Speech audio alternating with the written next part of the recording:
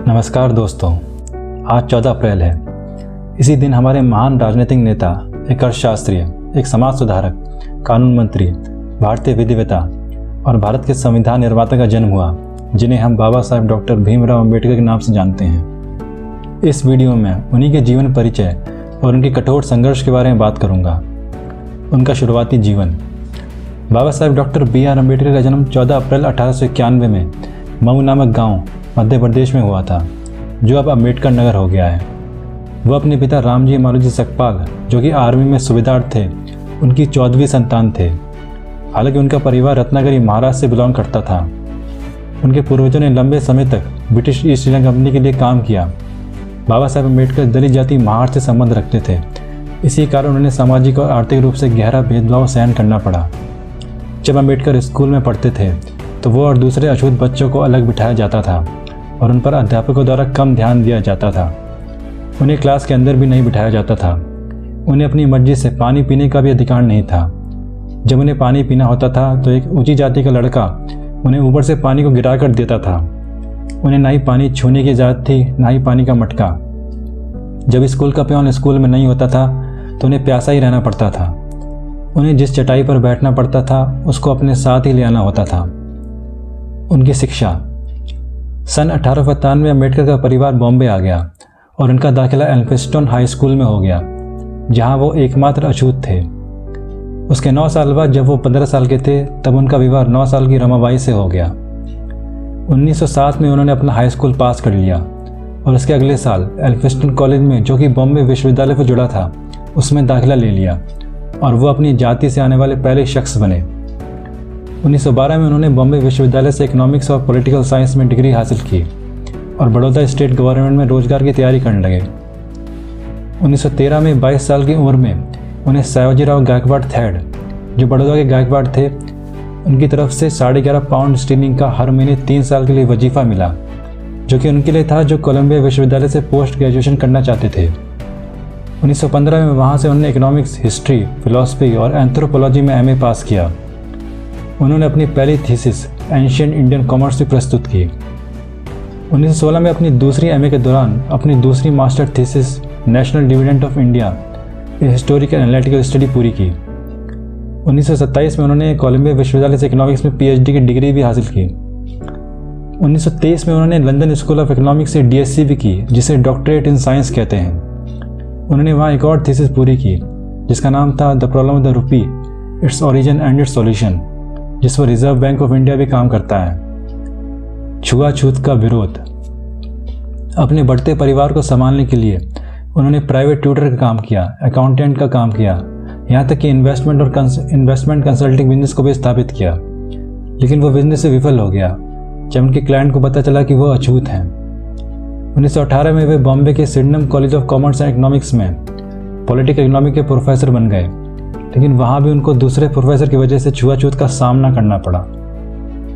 1920 में अम्बेडकर ने साप्ताहिक पत्रिका मूक नायक यानी लीडर ऑफ द साइलेंट की बॉम्बे में शुरुआत की। 1925 में उन्हें बॉम्बे प्रेसिडेंशियल कमेटी में नियुक्त किया गया ताकि वो ऑल यूरोपियन असाइनमेंट कमीशन के साथ काम कर सकें। यहीं पर अम्बेडकर ने भविष्य में भारत में होने वाले संविधान के लिए अपनी सिफारिशें भेजी। 1927 से लेकर 1930 तक उन्होंने छुआछूत का विरोध सक्रिय रूप से करना शुरू कर दिया। उन्होंने महाड़ में सत्याग्रह चलाया ताकि अछूत समुदाय को नगर के मुख्य पानी की टंकी से पानी पीने को मिल सके। 25 दिसंबर 1927 को उन्होंने और उनके अनुयायियों ने छुआछूत और जातीय भेदभाव के प्रदर्शन में मनुस्मृति की हजारों प्रतियां जला दी। इसलिए इस दिन को अम्बेडकरवादी और दलितों द्वारा मनुस्मृति ध्यान दिवस के रूप में मनाया जाता है। पूना पैक्ट। 1932 में जब कॉमनवेल्थ अवार्ड में ब्रिटिश गवर्नमेंट ने डिप्रेस क्लासेस के लिए सेपरेट इलेक्टोरेट की घोषणा की तो महात्मा गांधी ने इसका बहुत मजबूती से विरोध किया। उन्हें लगा कि इस तरह की व्यवस्था हिंदू समुदाय को बंटवारा कर देगी, इसलिए उन्होंने यरोडा जेल में मृत्यु तक उपवास करना शुरू कर दिया। B.R. अम्बेडकर ने महात्मा गांधी की बिगड़ती हालत को देखते हुए पूना पैक्ट साइन कर लिया। इस पैक्ट के अनुसार डिप्रेस क्लासेस के अलग इलेक्टोरेट तो नहीं बना, लेकिन प्रोविंशियल लेजिस्लेचर में उनके लिए सीट्स 71 से बढ़ाकर 148 आरक्षित कर दी गई। उनका राजनीतिक कैरियर। 1935 में अम्बेडकर को बॉम्बे के गवर्नमेंट लॉ कॉलेज में प्रिंसिपल नियुक्त किया गया, जहां वे 2 साल तक कार्यरत रहे।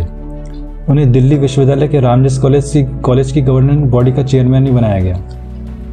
ऐसा कहा जाता है कि बॉम्बे में सेटल होने के बाद उनके घर में उनकी निजी लाइब्रेरी में 50,000 से भी ज़्यादा किताबें थीं। इसी साल 1935 में उनकी पत्नी का लंबी बीमारी के चलते निधन हो गया। 1936 में उन्होंने इंडिपेंडेंट लेबर पार्टी का गठन किया, जिसने 1937 के बॉम्बे के सेंट्रल लेजिस्लेटिव असेंबली इलेक्शन के लिए 13 आरक्षित सीटों में से 11 हासिल की और 4 जनरल सीटों में से 3 हासिल की।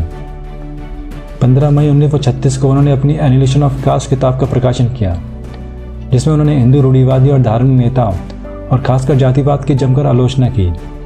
हालांकि उन्होंने अपने 1955 में दिए BBC इंटरव्यू में महात्मा गांधी की भी आलोचना की। 1940 के लाहौर रिजोल्यूशन के बाद जब मुस्लिम लीग पाकिस्तान की मांग कर रही थी, अम्बेडकर ने 400 पन्नों का एक लंबा निबंध लिखा, जिसे थॉट्स ऑन पाकिस्तान भी कहते हैं, जिसमें उन्होंने कॉन्सेप्ट ऑफ पाकिस्तान को अच्छे से एक्सप्लेन किया। उन्होंने यह भी कहा कि हिंदुओं को मुसलमानों की पाकिस्तान की मांग स्वीकार कर लेनी चाहिए। 15 अगस्त 1945 को आज़ादी के दिन भारत के नए प्रधानमंत्री जवाहरलाल नेहरू ने अम्बेडकर को भारत के कानून मंत्री बनने का न्योता दिया। 2 हफ्ते बाद वो संविधान की ड्राफ्टिंग कमेटी के चेयरमैन नियुक्त किए गए और भारत के संविधान निर्माता बने। उनके असाधारण काम। उन्होंने सिर्फ दलितों के उत्थान के लिए काम नहीं किया, बल्कि अन्य सभी जातियों के लिए भी काम किया, जिसमें सबसे अहम हिंदू कोड भी लाता है। इस बिल के पारित होने से पहले हिंदू समाज में पुरुष और महिलाओं को तलाक का अधिकार नहीं था। पुरुष को तो एक से ज़्यादा शादी करने की आज़ादी थी, मगर विधवा स्त्री दोबारा शादी नहीं कर सकती थी। यहाँ तक कि विधवाओं को संपत्ति से भी वंचित रखा जाता था। इस बिल में मुख्यतः महिलाओं को तलाक का अधिकार दिया जा रहा था और उन्हें मरने वाले पति की संपत्ति में बराबर का अधिकार दिया जा रहा था। हालांकि इस बिल का उस समय जमकर विरोध हुआ। बाबा साहब अम्बेडकर ने 1951 में फाइनेंशियल कमीशन की स्थापना की। उन्होंने कम आय वाले लोगों के लिए इनकम टैक्स का विरोध किया। हालांकि उनके उपलब्धियां तो बहुत हैं, जो शायद मैं इस वीडियो में नहीं बता सकता, क्योंकि वीडियो बहुत लंबा हो जाएगा। दोस्तों, बाबा साहब अम्बेडकर के बारे में मेरे विचार कैसे लगे आप कमेंट सेक्शन में बता सकते हैं। दोस्तों, अगर वीडियो पसंद आए तो इसे लाइक कीजिए और मेरे चैनल को सब्सक्राइब कीजिए। जय हिंद, जय भारत, जय भीम।